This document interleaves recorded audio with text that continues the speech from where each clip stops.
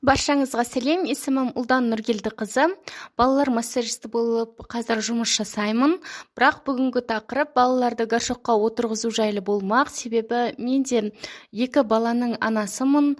Менде бұл процесстен, яғни горшокқа отырғызу процесінен өттім. Сондықтан өзімнің тәжірибемен бөліскім келіп отыр. Енді менің қыздарымның арасы бір жас, біреуі 3-те, біреуі бұйырса 20-25 күннен кейін екіге келейін деп отыр. Екеуінде де горшокқа отырғызу процесі енді аралар жақын өтті да.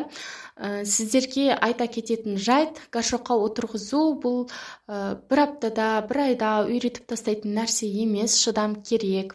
Себебі олай қинап отырғызғаннан кейін бала бәрібір психологиялық какой-то бір миында қинап, жылатып отырғызған балада сондай бір травма қалады деп есептелінеді.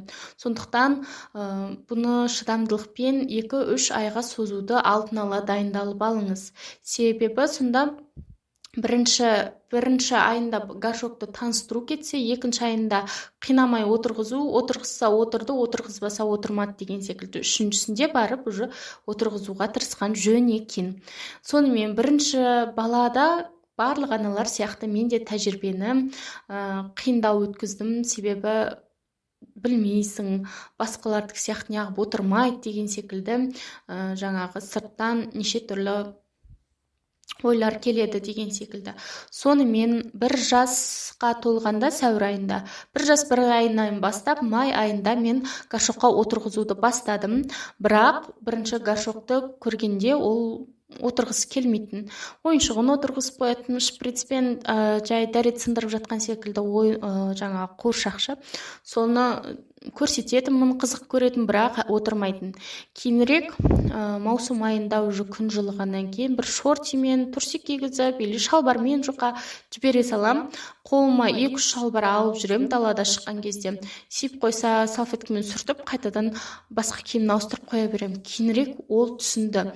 Памперсіз жүргеннің жақсы екенін, еркін қозғалады, ауыр зат жоқ деген секілді. Содан кейін үйге келген кезде тамақ ішіп болғаннан кейін жаңағы жарты сағат, 1 сағаттан кейін сесін ба деп қысқасын айтқанда сұрай бересің ғой. Келе ғой, отыра ғой дейді. Кейде қырсығады. Кел мен де бірге отырам деп. Унитазға өзің отырып, туалетке жаңа горшокқа оны отырғызып деген сияқты. Мынау менің туалетім, сенің, мынау сенің туалетің деп. Солай үйретеміз. Үшінші үйретеміз болғанда мен солай істедім. Кейінірек ол уже бір жас 4-5 айына таман біз енді упаковкілеп алатын едік қой, 70-80 штугын. Ондайды алуды қойдық. 4-5 штук аламыз. Ол кейде бір айға жететін кездері болады. Себебі түнде жаңағы салып қоям, бірақ оған симейді. Күндіз салып қоюға тырысам, бірақ оған симейді деген секілді. Енді ұрыспадым емес, кейде ұрыстым.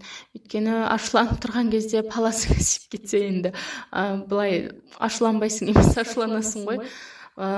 Содан қазірге дейін енді біріншімде тәжірибе болғаннан одан өз-өзімді кешіремін да бір шетінен. Қойшы, ол сенің біріншің болды ғой деген секілді. Сондықтан аналар оны өте қатты кінәлі сезінбеңіздер. Бастысы оқтау алып ұрған ешкім жоқ шығар енді. Содан жай ұрсып, қабағымыз түйіп өттік. Кейінірек 2,5 жасқа дейін ол бәрібір көп су ішсе, егер мен болмаса мен жаңағы тамақ ішіп болғаннан кейін сиіп ал деп айтуды ұмытып кетсем, ол міндетті түрде сиіп қоятын. Ол енді 2,5 жасқа дейін болған процесс, одан бірақ мен ешқандай минус көрмедім. Бала ғой дейсің бәрібір. Бала, өзіңнің жаның оны қалай, мысалы, сен бүйтпедің, сөйтпедің деп ұрса беруге болады енді. Екіншімде 1 жас 4 айына келген кезде мен уже 3 жылдай үйде отырып қалғандықтан жұмысқа шыққым келді. Мен детский массажист болғаннан кейін үйге барып жасай аламын. Кабинетім болмады, бірақ соның 2-3 клиентті аламын да түске дейін жұмысқа барып келемін деп садикпен түске дейін ғана садикте болатындай келістім. Содан кейін ол 1 жас 4 айынан бастап садикке барды. Екінші қызым памперсін қолына ұстатып жіберем. Бастапқы 1 аптада енді кішкене жетпей қалды, екеу беріңіз деген секілді айтып жүрді. Кейінірек, бірақ сол жерде балаларды қатарынан тамақ ішіп қойған 15-20 минуттан кейін әр жарты сағат, 1 сағат сайын горшокқа барыңдар деп садикте айтады екен. Сол қатарынан 9-10 отырады, ана балалардың отырғанына қарап үйренді қызым.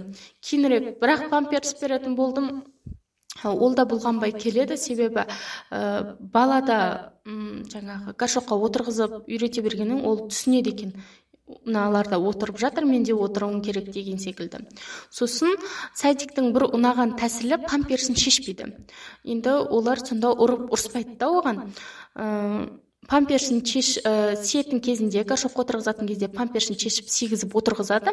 Болғаннан кейін қайтадан кигізе салады. Егер сиіп қойса, енді бәрібір ол бала ғой, 1,5 жасқа келіп қалды. Мысалы, 2 ай садикте жүрді ме, 1,5 жасқа келіп қалды. Бәрібір ол жаңағы бала. Қазір 2 жасқа бұйыртса келгелі отыр ғой. Әлі де үйде горшокқа барады енді, бірақ кейде жіберіп қоятын кездер болады. Түнде көп су ішсе, менің қызым, 2 қызымда да түнде бір тұрып су ішетін әдеттері бар енді. Шөлдейді ма? Содан түнде кейде көбірек ішіп жатса сиіп қояды. Сондықтан түнде памперс әлі күнге дейін 2 жас болса да бір памперспен жатады. Кейде күндіз үйде жүрген кезде мүлде кигізбеймін, бірақ қадағалауға тура келеді.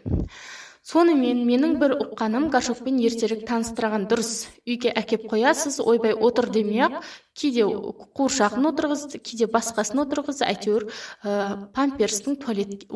горшоктың туалетке баратын жерінің екенін бала түсіне бастайды. Екінші, менің ойымша, балаларды жаңағы памперспен ақ үйрете беруге болады. Яғни горшокқа сиіп, памперсті қайтадан кигізесіз, өзіңіздің де нерв құртпайсыз, баланың да нервін құртпайсыз деген сияқты. Бірақ жаз кезінде баланың памперсін алып қойсаңыз, сол ертерек үйренеді екен. Үлкен қызым 1 жас 4 ай ма, 5 айында ма үйренді да, екінші қызым 1 жас 7 айында уже памперсіз жүруге үйренді. Бұлай қарап тұрсаң, статистикада 1 жас 7 ай мен 2,5 жасқа дейін бала горшокқа барып үйренеді, миына сондай сигналды сол кезде ғана алады деген сияқты ақпараттар жүреді.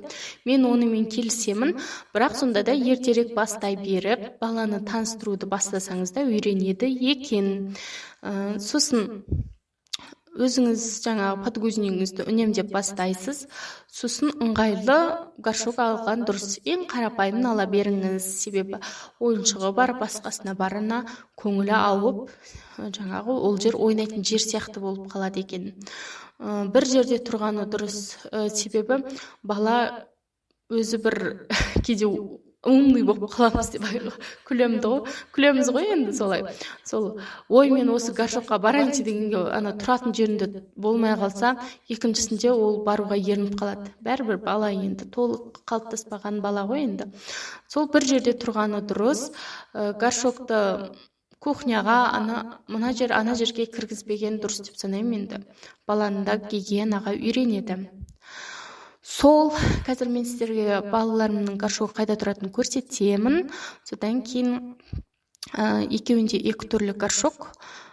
Себебі үлкені кішкентай горшокқа, обычный самый үлкенге отырғанға уже былай тізесі жоғары көтеріліп, енді бой ұзында болмай қалады екен. Сондықтан сәл биігірек горшок алуға тура келді.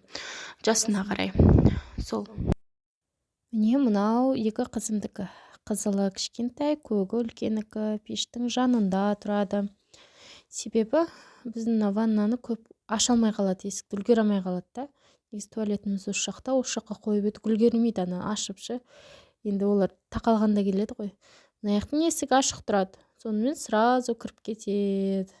Сіздерге пайдалы болса, лайк басып, комментарий жазып, өздеріңіздің де тәжірибелеріңізбен бөлісе кетіңіздер. Каналым дамуына үлес қосамын десеңіздер, подписаться етіп басыңыздар. Ауырмаңыздар, балапандарыңыз ауырмасын.